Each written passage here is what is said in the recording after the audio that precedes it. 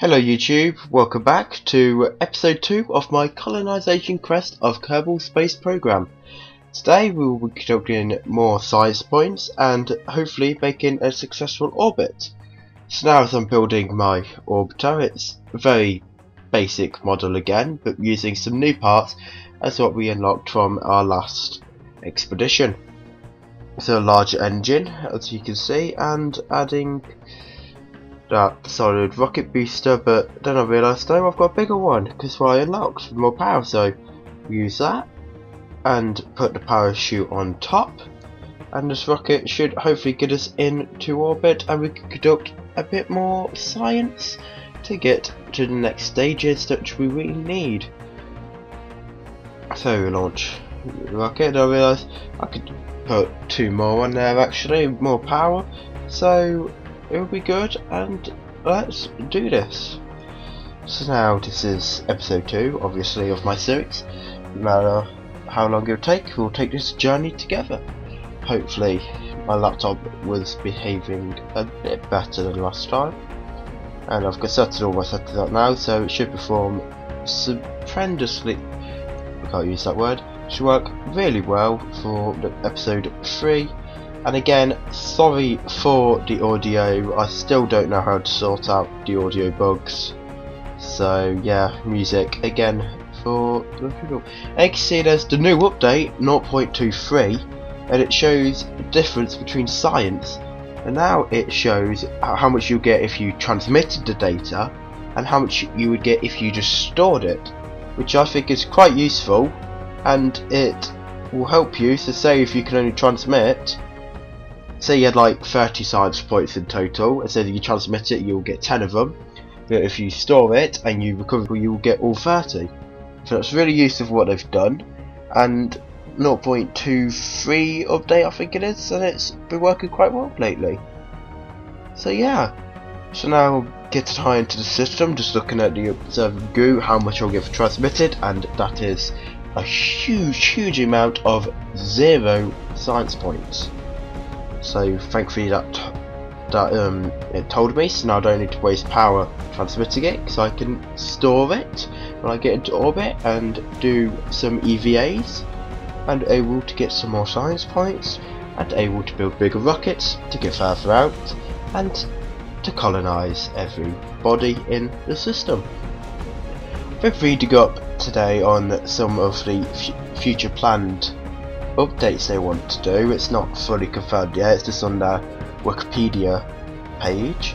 It's like, one thing I looked at is that they're going to be adding 2 new gas giants planets, which I think is very useful. Well, I think it's very interesting to do, and the one thing I mainly look forward for is that they are the plans and talks about adding an asteroid field, which would be cool to set off, and also mining parts. So mining asteroids go together, get resources. Could work really well, I think. It'd be fun to go in, go start mining off rocks here, rocks there to get more money and stuff. And some of the other things I've read is that soon what they want to do is that broken parts of your ship could damage the science centre, and you will have to pay for it, not as real money, but like pay carbon currency, whatever that would be, carbon pennies, which I think will be interesting because it's going to change the whole thing of when you decouple and do your stages, because if you get a place that's going to land and destroy some of the science facilities, you've got to pay for the pack, which would be quite interesting to see. Another thing they were talking about adding was adding cities to Kerbal, which would be very cool and be very weird if you crash into it by mistake as you come back in for re-entry. Very interesting. As you can see, setting up my maneuver node to get into almost a perfect orbit, I say, so it's equal on both sides. I can't even say the word, the AP and the periapis, I think it is, and apparatus, something like that. But to get it equal, because you want a nice stable orbit when you get into orbit. Some of the features I've seen that it says on the page, I don't know if it's all fully confirmed or anything, is quite disappointing. and a few of them were one, militarization, like of your rockets, which is okay. You don't need to bring missiles in. Instead, some of the things may be on mods. Some other things was terraforming of a world, which I thought if they could do that, that would be very, very cool. So you go to Duna, you can basically start terraforming, and it turns to a nice little habitable world. And as you can see, I'm just testing here. As you can see on my laptop, when the planet's not in view, it works perfectly. There's no lag. As soon as the planet comes into view, comes on the screen, I'll see the textures and everything. It starts to lag a bit. Hopefully I'll be able to sort that out soon. I think I already have.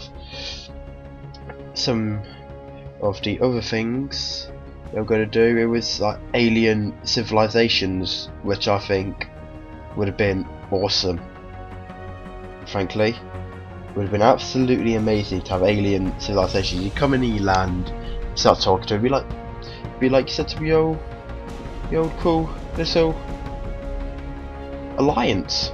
As my maneuver mode went a bit wrong here, as I didn't do it right. My orbit is not perfectly spherical. Sorry about that if you heard the rustling, my arm just hit my mic. It's not perfectly spherical, it's very non-spherical. So now I'm in orbit, do a bit of an EVA with my Kerbal. That will allow you to get a few more science points as well. So as you can see there, to store the data. But interesting, your first science report, when you transmit, you'll get the exact same amount of science points. So that's good. So get back into the ship. And I've transmit that data to get some more science. It's very good.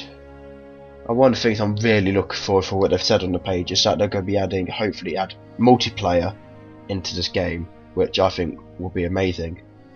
Yes, you can probably find most of these stuff with mods and everything, but frankly I don't like using mods, really. And as I've still only just got the game, I want to play it normally.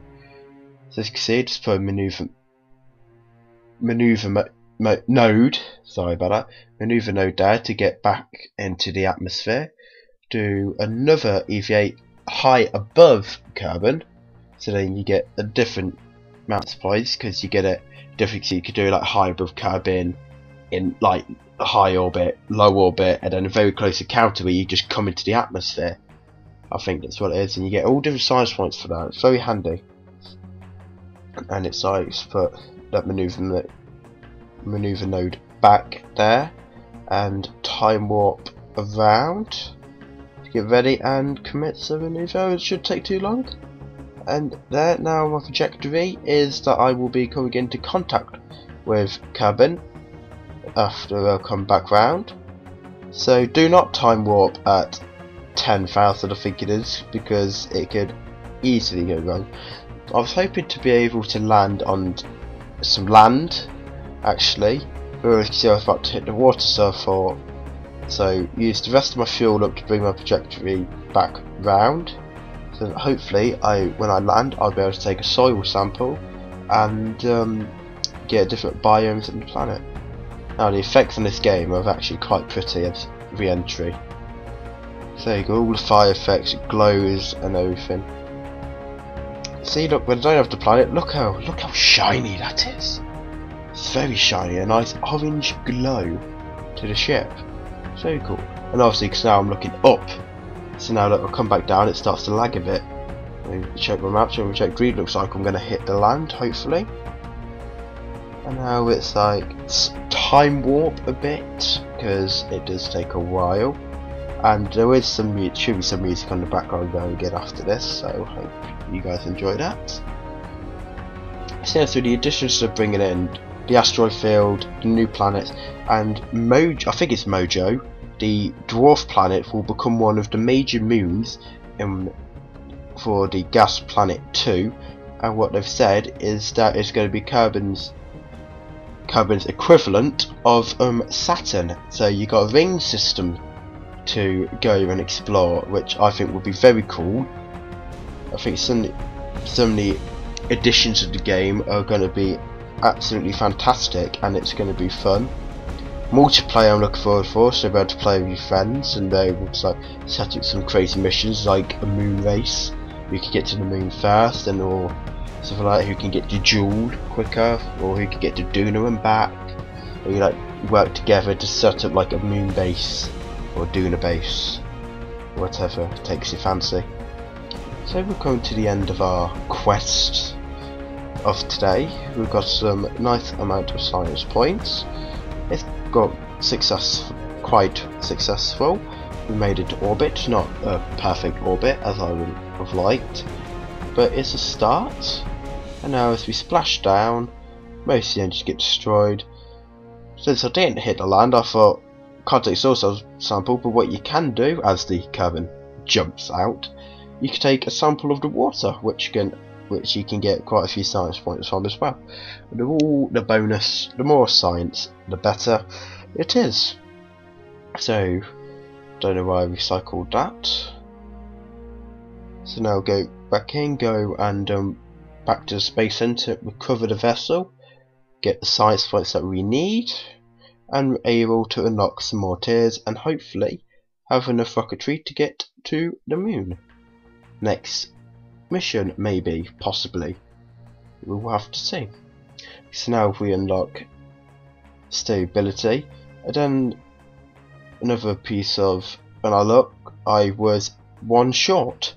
One source before, so short. Easy way to solve this conundrum we have now is just put the pod onto the launch pad and do a crew report. No, observe the mystery goo and store it, and able to get that one science point that we need and recover the ship, be able to unlock the thingy to unlock the new science points, and there we go, and I will see you guys